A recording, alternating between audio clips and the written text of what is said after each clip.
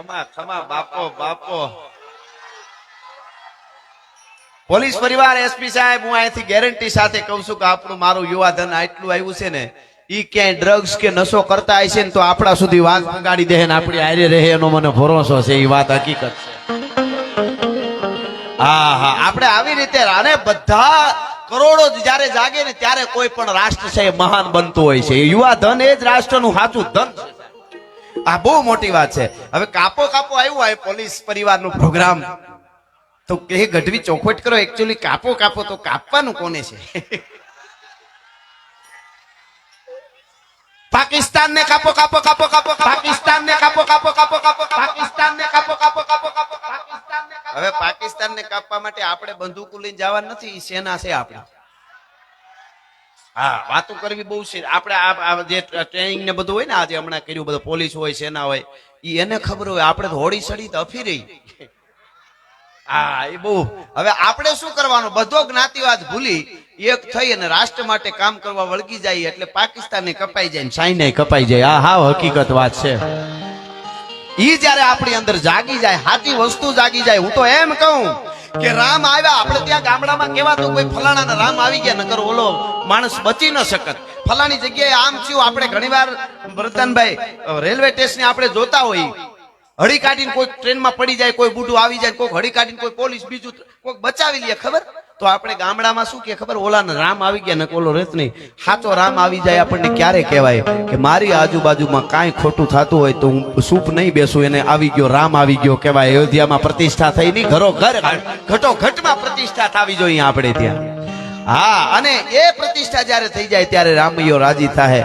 એટલે અને આપણે શું છે ઘણી વખત એક દાખલો હું દઉં છું. ગમે ત્યાં ભટકાવું નહીં. ઘણા તમે આગળ બહુ આવો ને તો ટકરાવાનું કરતા હોય કે તમે એની હારે રહ્યો. ગમે ત્યાં વળગી ન પડાય. આપણે ભીંડો નો વડલો બાંધે ને તો વડલાની કિંમત ઘટે, ભીંડાની વધે. એ ધ્યાન રાખજો. કોની હારે મિત્રતા કરવી તો શીખી જ લેજો. માય કાંગલાની પાસે બે હતા નહીં, માવા હારું ખિસ્સા ફાડી નાખે એવા મિત્રો ન કરતા. मित्र कीजिए मर्द मर्द मन दर्द मिटावे, मित्र कीजिए मर्द खुशामत करना खावे, मित्र कीजिए मर्द सत कहकर समझावे. हासु કહી દે કે આ તારાથી થાય આ નો થાય, તું કરીશો એ બરાબર નથી. તારે મારી હારે રહેવું હોય મને નકર એવા હોય ક્યાં ના ક્યાં પુગાડી દે પછી પાસે હટી જાય. હા હારા હારા હબકી જાય. અમને ક્યાં ખબર હતી કે એવા ધંધા કરે છે? તે જ શીખવાડ્યું તું. અહીં સુધી પુગાડ્યો હોય તેને પછી તું હરકી ગયો. એનું તો બહુ ધ્યાન રાખવું બે મોટા વાળાઓનું.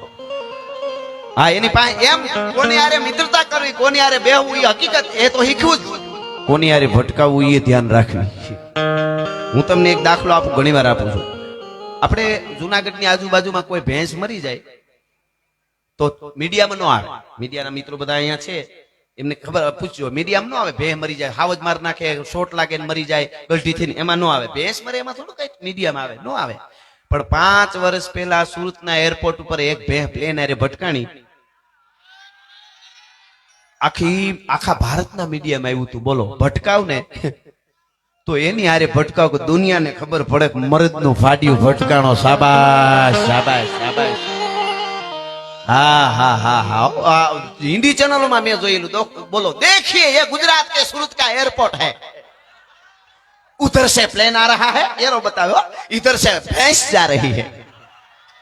देखिए एयरपोर्ट में भैंस कैसे हो सकती है? मैं कीधु हो सकती है. सूरत में हमारे मालधारी है, क्यों नहीं हो सकता? अगर पाकिस्तान वाला ज्यादा इधर उधर हुआ तो भादरवे महीने में हमारा मालधारी का पाड़ा फाटी धुआड़े जाता है. बांधता बांधता काठियावाड़ी हिंदी से हो, बांधता बांधता बॉर्डर पार करेगा, पाकिस्तान को खूंदी नाखेगा. મૂળા વાત કરવાનું કારણ એટલું જ છે કે વાઇબ્રેશનો આપણી અંદર હકીકતમાં હોવા જોઈએ. અને વિવેક નો ભૂલા યુવાન તને કહી દઉં આપ બધાને, વિવેક થી મોટો કોઈ કાંટો નથી. એમાં હું આવું ને તમે આવો, ગમે એવડો માણસ. વિવેક એટલે શું એનો મારે અત્યારની આપણી ભાષામાં જો સમજાવવું હોય તો ગાડી, આપણી ગાડીમાં સ્પીડ લખી હોય કે 200 અથવા 220 ની સ્પીડ નો કાંટો હોય, આપણે જોયો છે. વિવેક એટલે શું એ ટૂંકમાં મારે કેવું, 220 એની લેબોરેટરી માંથી પાસ થઈ ગઈ છે. 220 હાકો તો હાલે પણ ન હકાય, આને વિવેક કહેવાય. આ સીધી વાત જો સમજવી હોય તો. હવે બીજી વાત, એક જણા નવી ગાડી છોડાવી તેના પપ્પાને કીધું કે હું જરીક આપણા ગામડે માતાજીએ જઈ આવું, મને આશીર્વાદ આપજો, નવી ગાડી છોડાવી છે તો આશીર્વાદ આપજો, હું એમ કેમ જઈને વયો આવું. એના પપ્પાએ આશીર્વાદ દઈને કીધું મારા આશીર્વાદની સ્પીડ 110 સુધી હશે. ઈથી આગળ વધ્યો વધારે તો આશીર્વાદ વાહે રહી જાય, પછી કેતો નહીં. આને વિવેક કહેવાય. વિવેક થી મોટું દુનિયામાં મિત્રો કાંઈ નથી. આપણને ગમે એટલી ભાષા આવડતી હોય, ગમે એટલું આવડતું હોય, પણ વિવેકની જો ખબર ન હોય, હું કોણ છું ઈ જો ખબર ન હોય, મારા દેશનો યુવાન કે મારા દેશની દીકરી મોબાઈલની સ્ક્રીન ખોલે, યુટ્યુબ કે ગૂગલમાં સર્ચ મારવા જાય, એની પેલા યાદ આવવું જોઈએ કે મારું મોહાળ કોણ, મારો બાપ કોણ, મારાથી શું ડાઉનલોડ કરાય શું ન કરાય એટલી ખબર પડી જાય ને તો ઘણું બધું હમું નમું થઈ જાય હો. એટલા માટે આપણા વીરરસના ગીતો લોક સાહિત્ય જીવનમાં બહુ કામ કરે છે. હું તમને કહેતો તો ઈ કે દુનિયાના ઇતિહાસકારોએ એમ સાહેબ લખ્યું છે કે કોઈ યુવા ધનને તમારે નકામું બનાવી દેવું હોય તો એના યુવા ધનમાં એક વ્યસન નાખી દો અને એક યુવા ધનને એનો ઇતિહાસ ભૂલવી દો. એ ન ભૂલતા એટલા માટે આ કથાઓ અને વાર્તાઓ થાય છે. આજે યુવા ધન જાગ્યું છે, ખૂબ આજે વાર્તાઓ સાંભળે. કેટલા મારા પ્રોગ્રામમાં એવા યુવા ધન આવેલા છે, આજથી હું માવો નહીં ખાઉં, આજથી આ નહીં કરું, રોતા રોતા આવે.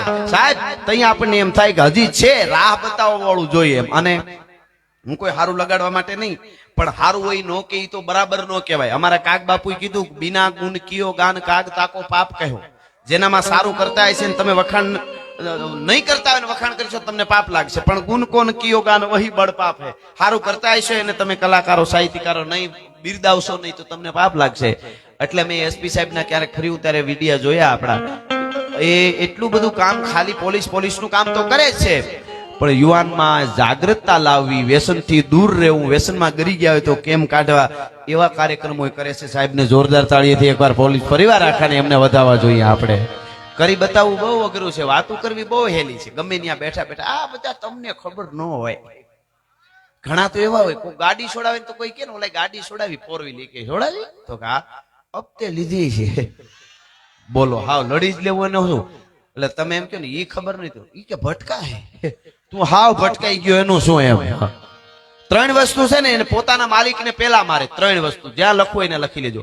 એક ઈર્ષા, એક ક્રોધ ને એક અગ્નિ. એ પોતાનો પ્રગટાવવા વાળો હોય ને એને પેલા હળગાવે, સામે વાળાને પછી નુકસાન કરે. એટલે મને આ કહેવાનું મન થાય,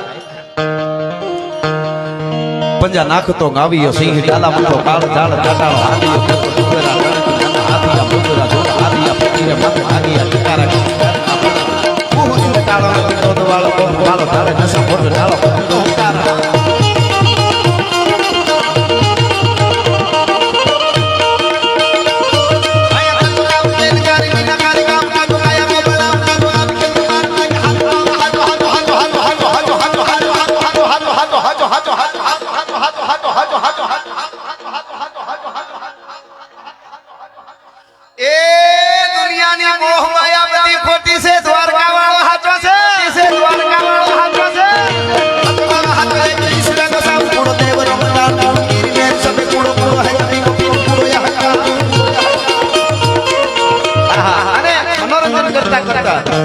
હું કાયમ બોલું છું મારા પ્રોગ્રામમાં, આપ બધાને ખબર હશે સાહેબ કે અમને કલાકારો સાહિત્યકારો જેને હજારો લાખો માણસો સાંભળતા એની જવાબદારી બહુ મોટી છે. હું તો જાહેરમાં બોલ્યો છું. આ પોલીસ પરિવારનો પ્રોગ્રામ છે એટલું નહીં, આપ સાક્ષો મારા જોયા હશે વિડિયાને. અભિમાનની વાત નથી, અવળી નોંધની આ ઘરનો ડાયરો છે. ભરતજાનભાઈ મેં કેટલી વાર કીધું અને પોલીસના મિત્રોને હું આમ રમૂજમાં આનંદમાં ઘણી વાર કહું કે માતાજીની દયાથી કોઈ દી ઘટના બને જ નહીં, પણ મારું મોટું ગંધાતું હોય અથવા તો મારી ગાડીમાં નીકળે તેથી બંદૂકે દઈ દેજો આ જાહેરમાં ના વિડીયો. હા, કારણ કે એક આપણે નશો ભગતસિંહનો નશો છે, શિવાજીનો છે, દેવાજ બોદરનો છે, મહારાણા પ્રતાપનો નશો છે, પછી બીજા નશાની ક્યાં જરૂર છે સાહેબ? જે જીવન મળ્યું છે અત્યારે આપણે 100 વર્ષ નથી જેવાના યુવાનો. આપણે અત્યારે ગોટા વળી જાય ક્યારે કાંઈ નક્કી નથી. આપણા બાપ દાદાએ જે ધરોહર મને તમને હોપી છે, વર્લ્ડમાં દુનિયાની માલિકો આપણી સનાતન સભ્યતા છે, એવી 43 સભ્યતાઓ હતી. એ કાળના જડબામાં 42 સભ્યતાઓ હોરાઈ ગઈ છે. ભારત વર્ષની સનાતન સભ્યતા હળીખમ ઊભી છે, એની ધરોહર હાચવવાની જવાબદારી આપણી છે.